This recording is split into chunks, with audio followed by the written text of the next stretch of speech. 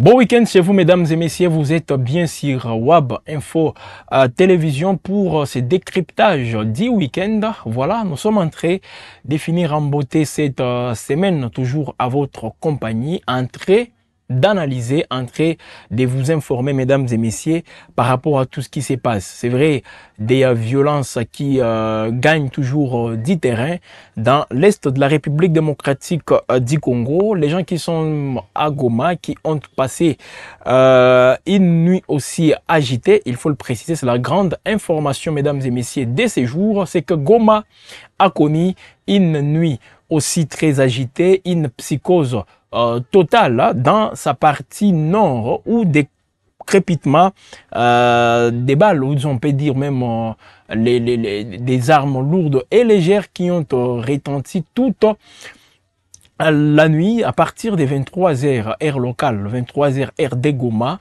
Les quartiers se trouvant au nord de la ville ont été aussi secoués, ou disons ont connu beaucoup plus des crépitements des balles presque toute la nuit. Ça a tout d'abord commencé par des simples coups de feu, mais ces coups de feu, mesdames et messieurs, se sont transformés en détonation à balles lourdes dans le nord de la ville. Pendant la nuit, mesdames et messieurs, il y a même des échanges de tirs qui étaient visibles, des balles, ça et là, des armes, les deux protagonistes qui s'est lancé bien sûr des coups d'effet comme vous pouvez l'observer dans ces images. Et ça s'est passé entre les Wazalendo et les éléments de l'AFC M23. Voilà, les éléments de l'AFC M23 qui faisaient face à une attaque des Wazalendo. Qu'est-ce qu'ils voulaient?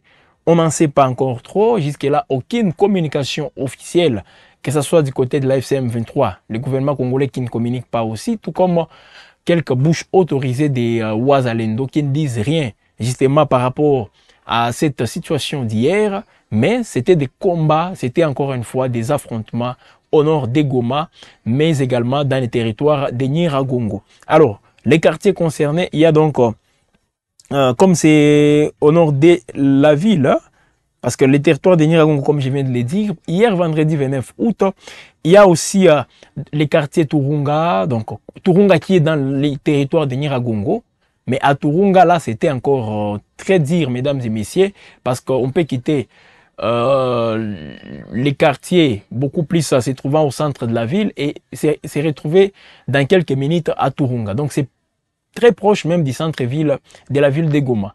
Il y a aussi les quartiers Majengo. Les quartiers Majengo, donc vers l'aéroport, il y avait toujours des crépitements des balles hier vendredi à partir des 23h heure locale. Mais c'est au niveau du territoire de Nyiragongo où les choses, on pouvait donc attendre toutes ces armes beaucoup plus.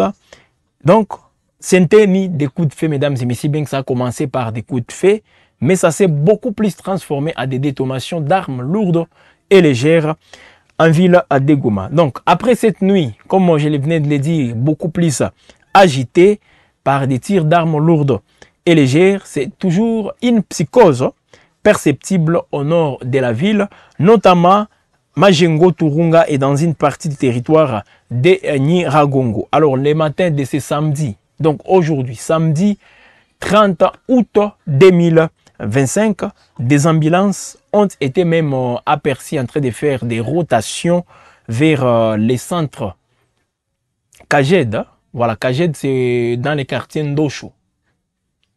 Ndosho, vous montez encore une fois, vous allez trouver les centres Kaged. Donc, il y a eu beaucoup de rotation des ambulances.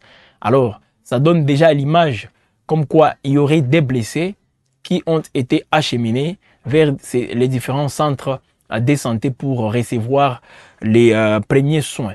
Voilà, mesdames et messieurs, la situation d'hier. Alors, on parle d'une attaque des Wazalendo. Jusque-là, ce n'est pas encore confirmé. Ils auraient attaqué les positions de l'AFC M23. Pour quelle finalité? Est-ce que l'idée est de faire tout pour prendre Goma? Je l'ai toujours dit, ce n'est pas aussi facile comme ça s'est fait à Bukavu. Les Wazalendo qui font des incursions, mais ils n'arrivent toujours pas aussi à déloger comme ils veulent les éléments de l'AFC M23. Ça veut dire que ce n'est pas facile. Mais ils ne désarment pas, ils continuent toujours à les faire. Et à Goma, c'est toujours signalé. Au-delà de tous ces bouclages auxquels nous assistons, tous ces couvre-feux organisés par l'AFCM 23, il y a toujours, mesdames et messieurs, des zones où la situation sécuritaire n'est pas aussi très... ne rassure toujours pas, et des scènes de désolation sont toujours signalées. Alors, on attend toujours qu'il y ait une communication officielle, parce qu'à tout instant, il y avait des... je crois, dans cette semaine, hein, l'AFCM 23 avait communiqué disant qu'il y a des incursions favorisées par les FRDC avec les Wazalendo pour déstabiliser la ville de Goma. Ils ont y allé dire au courant de cette semaine, et voilà, mesdames et messieurs, des faits qui commencent aussi à se produire. Qu'est-ce qui est caché derrière toutes ces attaques? Qui va revendiquer ces attaques? Jusque-là, personne. Mais connaissant les modes opératoires des Wazalendo, connaissant aussi leur détermination, et qui ne veulent toujours pas reconnaître ou disons faciliter les choses à l'AFCM 23, ils sont toujours en train d'intervenir ça et là, comme ça s'est fait dans d'autres entités. D'abord au Nord Kivu, parce qu'il y a des incursions de Wazalendo signalées dans le territoire des Massissi, des incursions signalées dans le territoire des Rutshuru. Ils les font même à Lubero pour mettre à mal aussi les éléments de la FCM 23 pour qu'ils ne se sentent pas aussi à l'aise, comme pour qu'ils ne se sentent pas comme s'ils sont déjà sur un terrain déjà conquis. Et c'est comme ça que ça s'est fait. Même à Bukavu. Parce qu'à Bukavu, on a eu même à suivre, donc à assister. Rappelez-vous de ces fameux meetings où Corneille Nangaa, lorsqu'il finissait son adresse à la population, tout d'un coup, c'était des grenades qu'on avait lancées dans la foule. Jusque-là, l'AFCM 23 avait encore une fois accusé les Wazalendo d'être derrière toutes ces attaques. Aucune revendication aussi. Alors, déjà, là c'est Goma, nous ne parlons pas de Massissi, là c'est Goma, à Goma. Majengo, pour ceux qui connaissent Goma très bien, Majengo, et au nord, vous montez un tout petit peu, il y a aussi une partie appelée Turunga. Mesdames et messieurs, les gens n'ont pas passé une nuit paisible. Les populations ont passé une nuit très agitée dans cette partie de la ville de Goma. Alors, ce n'est pas la première fois qu'on assiste à ce genre d'incursion. Il y avait même donc toujours en 2025, pendant que Goma était toujours sous occupation de la FCM 23, les Wazalendo avaient fait même des incursions jusqu'au point où ils se sont retrouvés à l'endroit communément appelé Terminus Katindo. Les éléments des les Wazalendo, disons. Et tout juste après, on ne les avait plus vus. Ils avaient donc disparu jusqu'au point où on commençait à se poser des questions. Qu'est-ce qui se passe finalement? Donc, c'est une situation très tendue, mesdames et messieurs, en dépit aussi de tout ce qui est fait au niveau diplomatique, processus de Doha, de Washington, les choses n'avancent pas sur terrain. Les cessez-le-feu en question n'est toujours pas respecté. Il y a toujours des combats qui sont signalés. Pas plus tard qu'hier, vendredi 29 août 2025, toujours dans la partie est de la République démocratique du Congo, des combats violents ont eu lieu. Hier, vendredi 28 août 2025, dans des provinces, le Nord et le Sud Kivu. Alors d'abord, au Sud Kivu, c'était entre l'armée congolaise, donc les FRDC, qui sont toujours soutenus par les Wazalendo, et les combattants de l'AFCM 23 avec leurs alliés, les Twirwaneho. C'était dans le territoire des Fizi, au Sud Kivu. Alors, que dit la société civile par rapport à tous ces combats? La société civile locale qui dit que l'armée et ses alliés ont récupéré les villages de Rugezi. On vous a dit du village Rugezi. Il y avait donc des informations qui ont circulé même avant-hier parlant de Rugezi.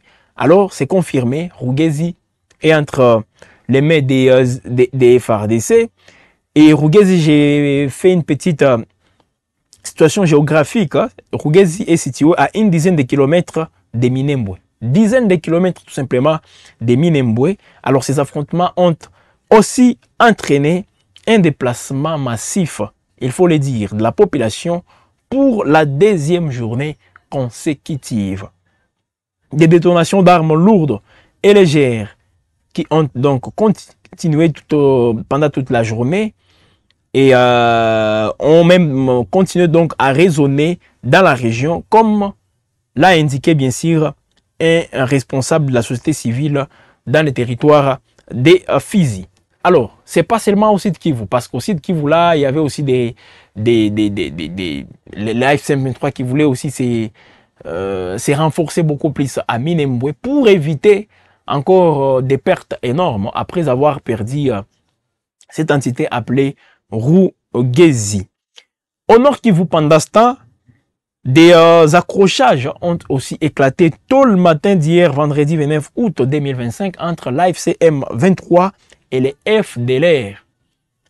FDLR, Force démocratique pour la libération du Rwanda. C'était à Kishishe. Kishishe, là, nous sommes dans le territoire des Rutshuru. On parle, mesdames et messieurs, d'une attaque des FDLR venus. Donc, ils provenaient, voilà, des champs des Kahumiro.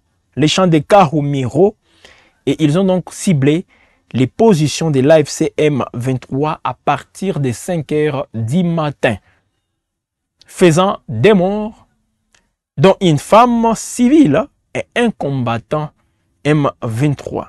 Alors, par ailleurs, une autre attaque dans les groupements de Bukombo a causé la mort de 3 personnes. Alors, l'AFC M23 qui, comme vous le savez, ne cesse d'accuser la coalition gouvernementale, donc gouvernement et les Wazalendo. Des fois, l'AFC M23 dit que les FARDC sont aussi en coalition avec les FDLR, même les rapports des Nations Unies qui les disent. Bon, jusque-là, c'est que Kinshasa réfute. Alors, l'AFC M23 qui accuse donc cette coalition d'être impliquée dans ces incidents. Voilà, alors que, comme vous le savez, l'insécurité continue aussi de croître dans la région. Une insécurité aussi grandissante au moment où on devrait déjà assister au respect du cessez-le-feu. Mais ce n'est pas toujours fait. Il y a donc des combats ça et là. Toutes les parties, tous les protagonistes entrent en jeu. Alors, c'est une fin du mois d'août, mesdames et messieurs, aussi très agitée. Et ça nous rappelle, si on peut revenir un tout petit peu en arrière, 2 ans avant, le 30 août 2023 à Goma, on avait connu, mesdames et messieurs, une journée, une matinée et toute la journée d'ailleurs très agitée. Très, très agitée. Le 30 août 2023. Donc aujourd'hui, ça fait 2 ans où on avait assisté à un véritable carnage. Un carnage à ciel ouvert opéré dans la ville de Goma. Et là, personne ne peut les contredire parce que la justice militaire s'était saisie même de cette affaire. Ces véritables carnages avaient été opérés dans la ville de Goma par les éléments de l'armée régulière congolaise, essentiellement les éléments de la garde républicaine. C'était contre les membres d'une secte mystico-religieuse dénommée foi naturelle, judaïque et messianique vers les nations surnommées les Wazalendo. Voilà l'origine même de ces termes Wazalendo. Parce que les gens parlent de Muzalendo, on ne sait pas, oui, c'est les Swahili, c'est déjà en Tanzanie que ces mouvements avaient pris de l'ampleur. Mais il y a un messie, un pasteur responsable même de cette église, qui est venu ici à Goma avec le terme Wazalendo.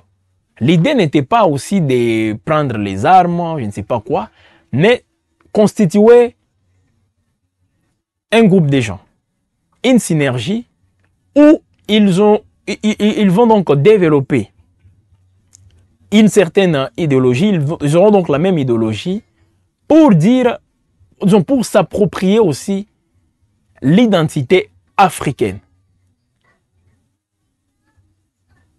C'était ça. Donc, ils étaient animés par cet esprit de nationalisme où tout doit passer d'abord par les peuples souverains. C'était ça l'idée. Mais pas ce qu'on a vu parce que ces mouvements avaient pris de l'ampleur jusqu'au point où d'autres miliciens qui étaient dans des zones, bon, dans la brousse, dans la forêt, tout ça, et d'autres dans des milieux ruraux, les considéraient comme un concurrent direct. Et il y avait déjà ces conflits, mesdames et messieurs. Donc tout le monde voulait jouer au végétariat. Tout le monde voulait être cette vedette, mesdames et messieurs, cette figure de proue pour parler au nom de Wazalendo. Et les messieurs en question, on le voyait déjà étouffé. Mais lui n'avait pas cette idée. Il s'appelait Bisimwa. Je me rappelle, on l'avait même condamné, détenu à la prison centrale de Goma, communément appelé Munzenze.